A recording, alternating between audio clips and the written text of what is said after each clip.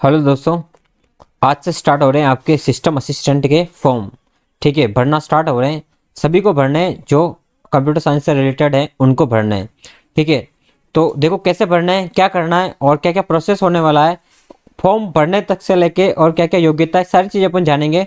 ठीक है, आप वीडियो में पूरा देखना, वीडियो आपको सब कुछ समझ में आ जाएगा। ठीक है, अगर आप कोई भी चीज़ स्किप करते हो तो फिर आप है ना इधर उधर पूछते रहते हो फिर कमेंट में, तो वो थोड़ा अच्छा नहीं रहेगा। इसलिए आप पूरा देखना, आपको सब कुछ समझ में आ जाएगा।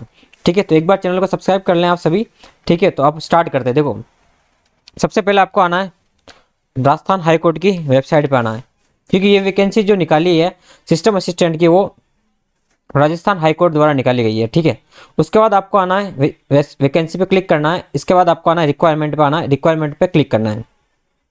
ठीक है, फिर आपको दिख रहा है सिस्टम असिस्टेंट, ये देखो इस पे आपको क्लिक करना है।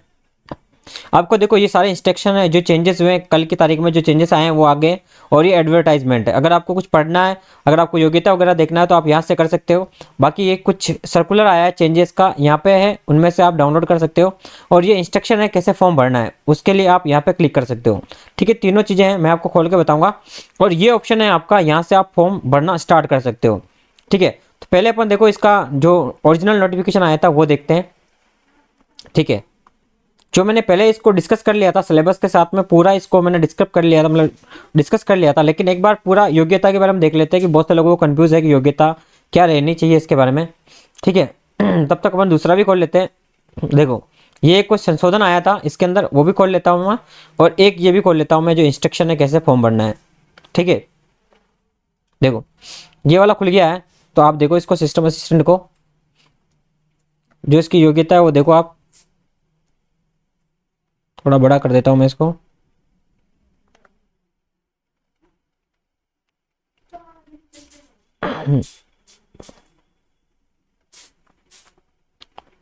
देखो, ये रही इसकी योग्यता आपके सामने है। ठीक है, अगर आप इनमें से किसी भी फील्ड में, अगर आप किसी भी फील्ड में आप अगर तैयारी कर रहे हो, तो आप इन योग्यता के हिसाब से कुछ भी हो तो आप इसको भर सकते हो, इस फॉर्म को। ठीक है, देखो ये है B BTech BSc computer science और equivalent degree from university establish by law और इंडिया। अगर आपके पास कंप्यूटर साइंस की कोई भी डिग्री है, ठीक है, रिलेटेड बीएससी बीटेक बी, इसमें है ना कोर कंप्यूटर होना चाहिए। ऐसा नहीं है कि आप बीएससी हो गई आपकी और कंप्यूटर में नहीं है, किसी और सब्जेक्ट के साथ में है, मैथ्स के साथ में है, ऐसा है तो फिर वो मान्य कम होती है, उसको मान्यता। क्योंकि देखो पिछले एग्जाम में नहीं माना था, लेकिन इसमें देखो कुछ कह नहीं सकते हैं। ठीक है, इसके बाद देखो, अगर आपकी पोस्ट ग्रेजुएशन है कंप्यूटर साइंस में, या फिर आपने कंप्यूटर एप्लीकेशन में पीजीडीसी कर रखा है ठीक है, या आपके पास कोई ए लेवल का कोर्स है कंप्यूटर का, ठीक है, या फिर आपके इलेक्ट्रॉनिक्स भी है, department of electronics, A level course of the department of electronics and accreditation of computer classes. ये देखो, अगर आपके पास ये वाला डिप्लोमा है तब भी आप भर सकते हो। अगर आपके पास पॉलिटेक्निक है, डिप्लोमा है 3 साल का, तब भी आप इसके लिए एलिजिबल हो। ठीक है, और बाकी आपके पास application information technology IT from polytechnic institute, जो अगर आपके पास आईटी से या कंप्यूटर साइंस से रिलेटेड कोई भी आपके पास अगर इक्विवेलेंट अगर 3 साल का डिप्लोमा है या पॉलिटेक्निक है, या फिर पीजीडीसी है, या ए लेवल का कोई कोर्स है आपका, या फिर डीओई है सीसी लेवल का कोई कोर्स है आपका, या बी बीटेक है या ऐसा, तो आप इसको बिल्कुल ही भर सकते हो, आप इसमें एलिजिबल हो। ठीक है, ये आपको पता चल गई आपकी योग्यता। देखो सिलेबस में थोड़ा सा इन्होंने चेंजेस किया है। सिलेबस में जो था देखो मैं इसको देखता हूँ। देखो इसको देखो, सिलेबस में इन्होंने थोड़ा चेंज किया, इसको पढ़ो। देखो देखो, in continuation of advertisement number, ये दिख रहा है एडवर्टाइजमेंट नंबर दिख रहा है 18-12 को, जो अभी अपन ने पढ़ा, ये 18-12 का जो एडवर्टाइजमेंट है, इसके अंदर कुछ चेंजेस किए हैं इन्होंने। देखो जो 80 मार्क्स का तो जो इन्होंने मेंशन कर रखा है सेक्शन बी टाइप राइटिंग का। ठीक है, पॉइंट जो पेज नंबर 2 पे, पेज नंबर 8 पे है, पॉइंट नंबर 2 है। ठीक है, about said advertisement read as 100 marks, उसको कितने मार्क्स का करना है, 100 मार्क्स का पढ़ना है आपको, पार्ट बी का। देखो पेज नंबर 8 पे बोल रहा है, ये पेज नंबर 8 है, इस पे देखो पॉइंट नंबर बी देखो point number B, point number B देखो, ये तो सेक्शन ए है। सेक्शन पेज नंबर कितना कितना हो गया, ये देखो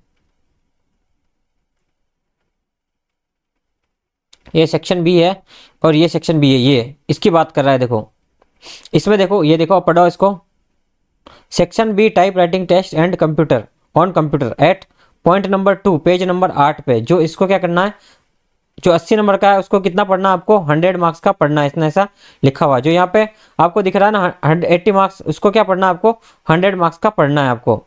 ठीक है, ये चीज़ें इसने कुछ मेंशन करी है, कुछ चेंजेस हुए हैं, तो ये चीज़ें आपको देखनी है। ठीक है, देखो आपके टाइपिंग वगैरह, फ़ॉन्ट वगैरह पूरा डिस्कस मैंने प्रीवियस वीडियो में बता रखा है। अब आपको देखना है कि जैसे फॉर्म आपके आ चुके हैं, देखो आपको समझ में आ गया, तो आपको फॉर्म कैसे भरना है। फॉर्म भरने के लिए देखो आपके पास कुछ इंस्ट्रक्शन है, आप ये डाउनलोड कर लें, क्योंकि देखो इसमें पहले बता रखा है कि आपको जो फोटो है वो कितना चाहिए। देखो आपको सिग्नेचर चाहिए, पासपोर्ट साइज फोटो चाहिए, ठीक है, आपको फोटो आईडी चाहिए, ठीक है, कोई भी आईडी है ना, photo, signature, passport size photograph JPG में आपके होना चाहिए, और केबी दे रखी है 10 केबी से लेके 25 केबी के बीच में, 10 केबी से 25 ईच, यानी ये जितने भी डॉक्यूमेंट मारेंगे इतने केबी में होना चाहिए।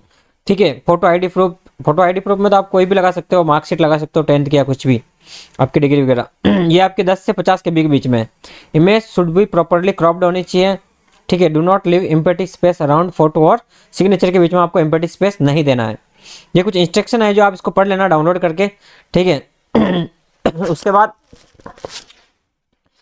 भरने के लिए आपको यहाँ पे क्लिक करना है। ठीक है, जैसे ही आप यहाँ क्लिक करते हो तो आपको देखो यहाँ पे लिखा होगा रजिस्टर नाउ। अगर आपने पहले कहीं ऑलरेडी रजिस्टर्ड कर रखा है, जो राजस्थान के हाईकोर्ट का कोई फॉर्म भरा है, एलडीसी का या किसी का भी, तो आप लॉगिन कर सकते हो। और अगर आपने नहीं भरा है तो आप रजिस्टर्ड कर सकते हो, न्यू यूजर है तो। देखो मैंने कर रखा था लेकिन मुझे पता नहीं इसका आईडी पासवर्ड। ठीक है, तो आप देखो न्यू पे कर लेना, यहाँ पे रजिस्टर्ड कर लेना। ठीक है, रजिस्टर्ड करने के बाद अपनी डिटेल फिल कर लेना, आप यूजर नेम और पासवर्ड कुछ भी क्रिएट कर लेना। ठीक है, फिर कंफर्म करना यहाँ पे पासवर्ड को, फिर ये जो कैप्चा भरना, कैप्चा भरने के बाद यहाँ पे रजिस्टर्ड पे क्लिक कर लेना। रजिस्टर्ड होने के बाद फिर आप इसको लॉगिन करना। ठीक है, फिर आप लॉगिन पे क्लिक करना। लॉगिन पे आपका यूजर नेम पासवर्ड, देखो मैंने पहले कुछ बनाया हुआ है, मुझे आइडिया नहीं, तो आप इस पर क्लिक कर लेना और अपने कैप्चा फिल कर लेना। ठीक है, जो भी कैप्चा है वो कैप्चा फिल कर लेना, तो आपका क्या होगा, फॉर्म स्टार्ट हो जाएगा भरना। देखो जैसे मैंने लॉगिन पे क्लिक किया तो देखो कुछ आ रहा है, एरर आ रही है, देखो यूजर नेम और पासवर्ड इनवैलिड आ रहा है। देखो पता नहीं मैं भूल भाल गया है, पासवर्ड काफ़ी